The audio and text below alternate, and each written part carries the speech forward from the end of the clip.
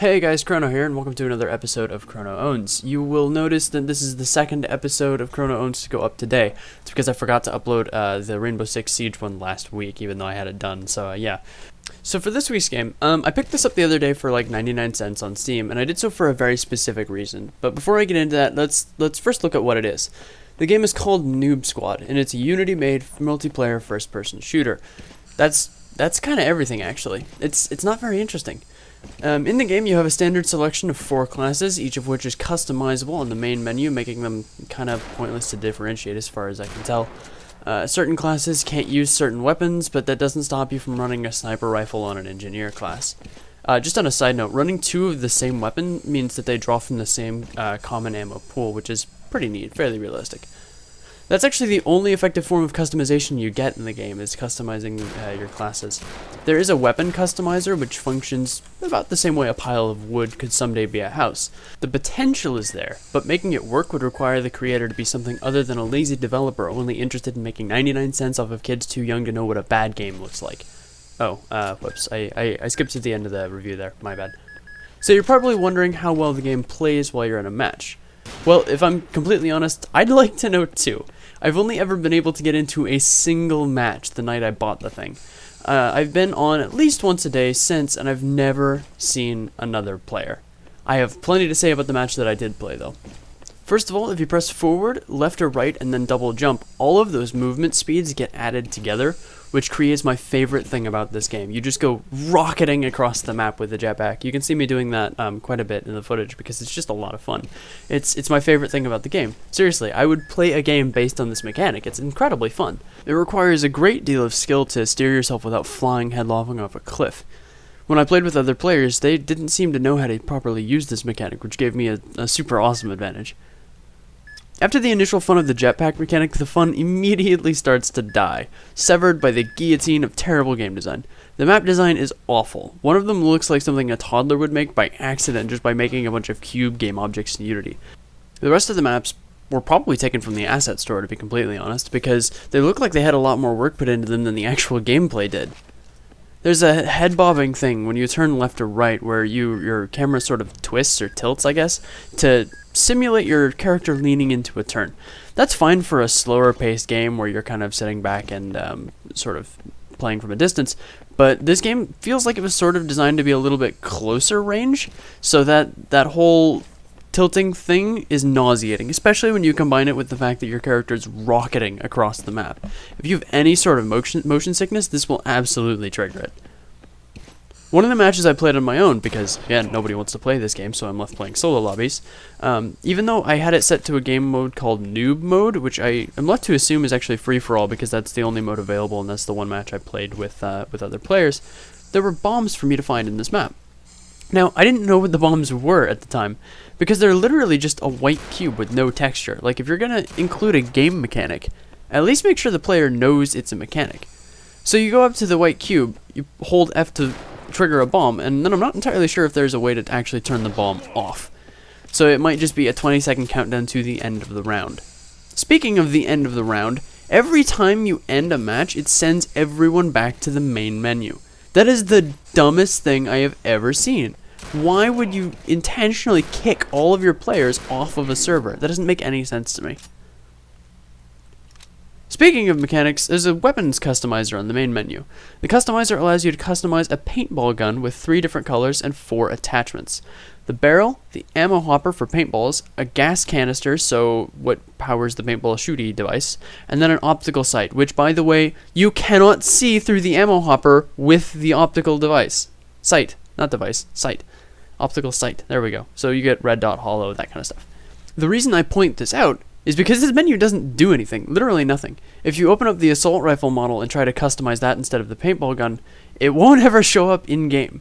And if you ever do decide to customize the assault rifle, by the way, you only get the paintball attachments, which is awesome because I totally want a paintball hopper in the way of my sights on my assault rifle.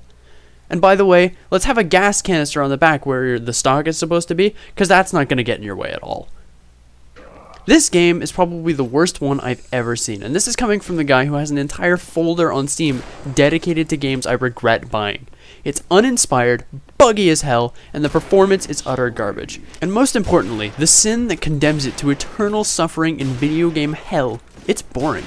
It's boring. There's no way around it. It is a boring first-person shooter that doesn't do anything interesting. So earlier I mentioned that I had a pretty specific reason to bring this game up. I do. It's the whole reason I paid the 99 cents for the sheer joy of owning this game. Oh my god. The game is built on what's called the MFP kit, or Multiplayer First Person Kit.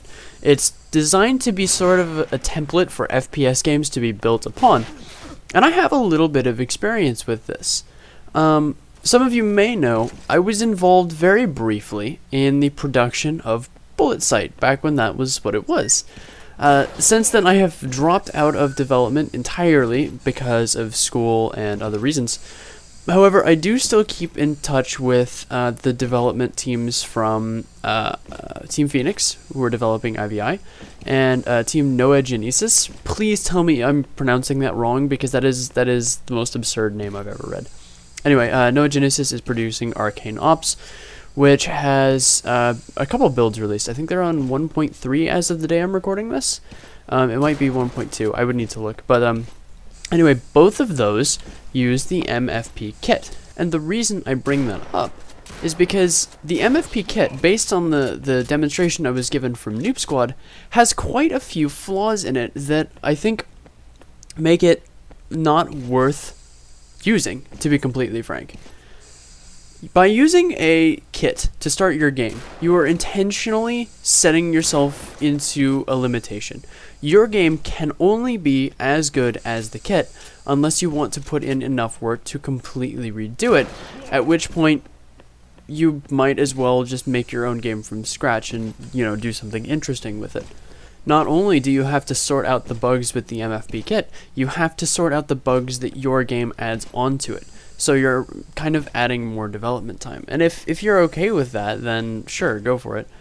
I'm just a little worried about the overall quality of these two games, because the kit that they're starting from is clearly flawed. If you were to take the MFP kit and just straight up export it as a Unity project with maybe 1 or 2 maps, that would be basically Noob Squad. And at present, that is currently what Arcane Ops is. It is the MFP kit with they removed the only mechanic I actually enjoyed from the kit, the jetpacking thing. They took that out, so already a -1 in my book. But they also just added a couple new maps, changed the UI, and added a login system. That's it. That's all they've got right now. So hopefully more content gets added, but again, I don't know how much of a problem being limited by MFP kit is going to be. The reason I wanted to make this video in the first place is because I saw Noob Squad and I saw how absolutely terrible it was. And I wanted Arcane Ops and IVI to not be those games. I want more good games in the universe. I want to be able to play something fun for a while. And this wasn't fun.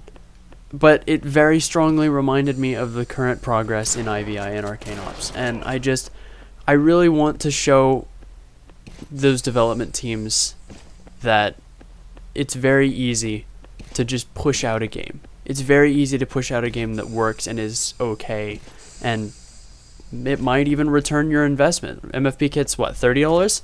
So 30 copies of a 99-cent game, that's already you're into profit. So I want good games, and I want those development teams to be aware of the dangers of using MFP kit and kits in general, instead of letting their imaginations and their creativity and their own skill as developers shine through. Because they are good developers. They've got good ideas. I just don't want to see them limited by what's in MFP kit and self-imposed restrictions like that.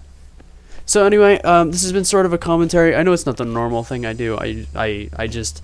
It's been on my mind for a couple of months, basically since the Bullet Sight team split up. It's been on my mind because, yeah, that was a lot of drama, and everyone involved was just really childish.